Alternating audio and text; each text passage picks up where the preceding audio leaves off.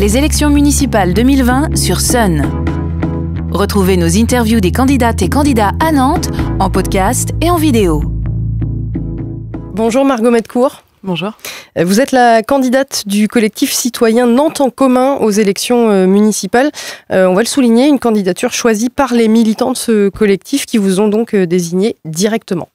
Voilà, parmi votre programme, en tout cas vos idées, vous défendez justement la conviction que Nantes ne doit pas être à l'image des entreprises et des multinationales.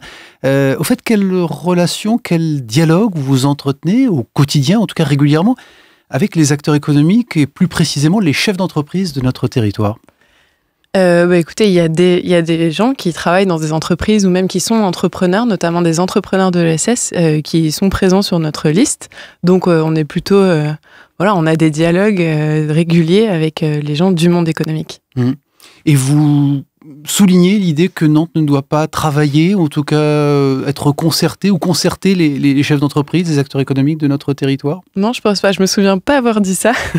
Ce que je pense par contre, c'est qu'il faut qu'on réfléchisse d'un point de vue, qu'on se ressente sur de quoi a besoin notre territoire, notamment pour faire une transition écologique vers l'écologie populaire, qu'on se demande vraiment quels sont nos besoins et qu'on voit quelles réponses on peut y apporter, sous forme d'entreprise, sous forme d'association, sous forme d'action publique, mais qu'on reparte des besoins plutôt que juste prôner le développement. Il faut qu'on se demande qu'est-ce qu'on veut produire, pourquoi est-ce qu'on veut le produire, parce qu'on est à un moment de notre histoire où on ne peut pas faire comme s'il n'y avait pas de crise écologique et pas faire comme s'il n'y avait pas de crise sociale. Vous avez un peu l'impression, c'est ce que j'ai cru comprendre, que la logique aujourd'hui serait à l'inverse, en tout cas, de ce que vous venez de décrire. C'est-à-dire que concrètement, là, sur un temps de municipal et de campagne, les entrepreneurs, on va le dire au sens large, font des demandes, entre guillemets, aux candidats et candidates, et vous militez plutôt pour l'inverse des choses, c'est ça ? Oui, c'est un peu ça. Et c'est aussi, je pense qu'on doit sortir de cette volonté de juste faire de la croissance pour de la croissance, créer des emplois pour créer des emplois. Déjà parce qu'on nous dit qu'on fait ça, mais en réalité, on voit bien que sur notre territoire, on a deux vitesses. Il y a des entreprises qui se portent très bien, il y a une partie de la population qui se porte très bien, qui a des emplois. On est à un taux entre 6 et 7%, donc on a un taux de chômage, on n'est pas au plein emploi, mais on n'est quand même pas très loin. Mais par contre, on a clairement des territoires qui sont complètement abandonnés. On a d'Ervallières-Chésine, si on regarde le rapport de l'INSEE de fin 2019, c'est 42% de chômage. Et on a des taux de chômage absolument extraordinaires dans tous les quartiers populaires de la ville. Et pourtant, les entreprises cherchent à recruter, mais ne trouvent pas. Il y a des métiers en tension sur notre territoire. Comment est-ce qu'on explique cette situation ? Inadéquation entre la formation et les besoins des entreprises ? Oui, certainement. Après, je pense qu'il faut aller davantage vers les gens qui ont besoin d'un emploi et qui en ont besoin rapidement. Donc, davantage vers les quartiers populaires. Il faut qu'on s'occupe aussi beaucoup des jeunes, notamment de la formation des plus jeunes.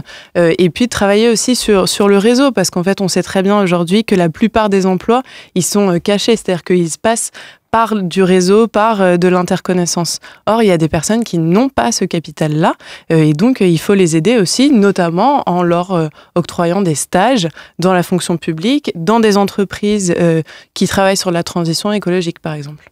Vous avez évoqué en quelques mots l'ESS, l'économie sociale et solidaire. On voulait l'aborder un peu après, mais on va rentrer là-dedans tout de suite. L'ESS aujourd'hui, sur la métropole nantaise, c'est 16% des emplois, plus de 30 000 emplois en tout. Qu'est-ce que vous prévoyez au niveau du programme de Nantes en commun, justement, sur cette question précise, sur ce pan de l'économie ? Je pense que l'ESS, il faut que les valeurs de l'ESS deviennent la norme. Et pas seulement qu'on ait quelques structures de l'ESS. Aujourd'hui, on a fait quelque chose de bien. On a fait les écosolies qui regroupent toutes les entreprises ou les associations de l'ESS. Et on a mis beaucoup d'accompagnement là-dessus. Mais en fait, c'est un peu une politique centralisatrice. On a ce gros pôle qui est un peu pas si facile d'accès sur l'île de Nantes. Il faudrait qu'on travaille plutôt sur une décentralisation, avoir des petits centres un peu partout sur le territoire, un peu partout sur la métropole, et des centres qui travaillent en réseau. Nous, on propose par exemple la création de ce qu'on appelle des ateliers communaux. c'est-à-dire des lieux qui soient des tiers-lieux, à la fois des lieux de vie, des lieux de formation, des lieux d'autoproduction aussi, par exemple où on peut se former à l'artisanat et où en même temps on peut lancer son activité d'artisan. Et à travers ces lieux-là, qui doivent mailler un peu tout le territoire, on pense qu'on peut favoriser aussi cette économie particulière qui est l'économie sociale et solidaire. Ça veut dire un soutien financier sur un mandat est-ce que c'est chiffré ? Comment vous l'envisagez ? Déjà, on pourrait commencer en transformant les missions locales. Aujourd'hui, les missions locales, ça s'adresse surtout aux moins de 25 ans, mais on reste dans une institution un peu éloignée de son public, parfois un peu froide, et on pourrait travailler à rendre ces missions locales, à les faire devenir des tiers-lieux et à les transformer en ateliers communaux. Donc en fait, on peut aussi travailler à partir de structures existantes et les transformer. Bon, les ateliers communaux, concernant les grands projets d'aménagement du territoire, structurants, en tout cas stratégiques pour lui, qu'est-ce que vous envisagez de réaliser si vous êtes élu maire de Nantes ? Les projets structurants pour le monde économique ? Oui, pour l'aménagement du territoire. Est-ce que qui de franchissement de la Loire pour résoudre les problèmes de mobilité, qui d'un nouveau CHU en l'occurrence, à quoi vous pensez ? Je pense que, en fait, ce qu'on veut, notamment, c'est travailler sur le transport en commun. Faire en sorte que de sortir un peu du réseau en étoile et développer le réseau de transport en commun pour faire en sorte qu'il y ait plus d'usagers de transport en commun, parce que depuis quelques années, on stagne parce qu'on n'a pas de nouvelles lignes, ou alors on a quelques des chronobus. Il y a des choses qui sont faites, voilà, mais pas encore suffisamment pour sortir du réseau en étoile où tout passe par le centre. Donc déjà, on veut travailler là-dessus. Donc ça passe par la création de nouvelles lignes.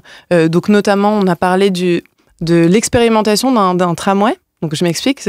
On pose la question d'un tramway sur le petit périph', la ceinture intérieure, les boulevards 19e, Jules Verne, les Poilus, etc.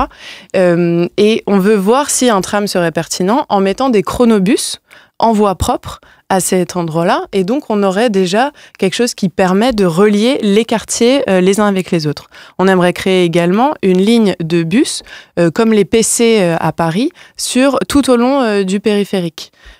Pour passer d'une commune à une autre. Déjà, en fait, pour nous faire ça permet déjà de mieux raccorder les quartiers entre eux. Il faut aussi qu'on travaille sur le raccordement des zones économiques, des zones d'activité, des principales zones d'activité, qu'il y ait davantage de bus qui y aillent, qu'il y ait des pistes cyclables aussi qui relient bien ces zones d'activité. Et ensuite, il faudra travailler avec la région pour qu'il y ait davantage de TER, par exemple, davantage de fréquences et que ça se fasse toute la journée. Enfin voilà, on pense que c'est à travers ce travail, notamment sur les transports en commun, qu'on peut faciliter au quotidien la vie des travailleurs et des travailleuses. Donc la mobilité est un des grands projets pour Nantes en commun sur ce programme.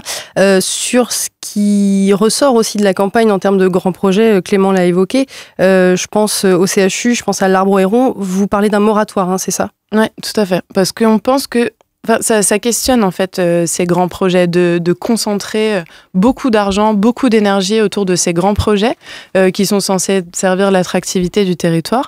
Nous, on se demande si c'est pas obsolète de réfléchir comme ça et pas plutôt de s'intéresser aux quartiers un par un, notamment aux quartiers prioritaires de la ville, parce que ça dévore les budgets, ça dévore la nature et il nous semble que ça appartient à un monde du passé, ces projets-là.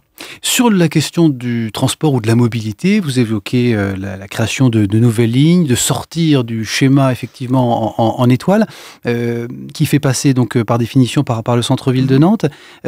Pour le plan transport, vous revendiquez en tout cas l'idée de s'appuyer sur les communautés d'usagères et d'usagers. Ça veut dire que vous interrogez directement la méthode à ce moment-là qui a été employée et utilisée jusqu'à présent.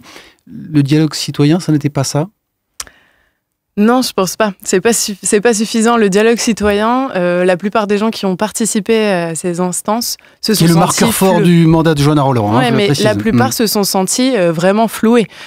Tous les témoignages qu'on a, les gens, peut-être que vous avez vous-même participé, moi j'ai participé à des instances comme ça, et on a l'impression qu'on vous met quelque chose sous les yeux et qu'on vous dit qu'est-ce que vous en pensez, et puis en fait tout est déjà décidé d'avance, vous dites des choses, mais les conclusions étaient déjà écrites. Nous, demain, on veut fonctionner autrement. Déjà, c'est redonner de la capacité d'agir aux habitantes et aux habitants dans leur quartier, en faisant en sorte qu'ils puissent construire des assemblées de quartier qui auront un lieu et un budget de fonctionnement.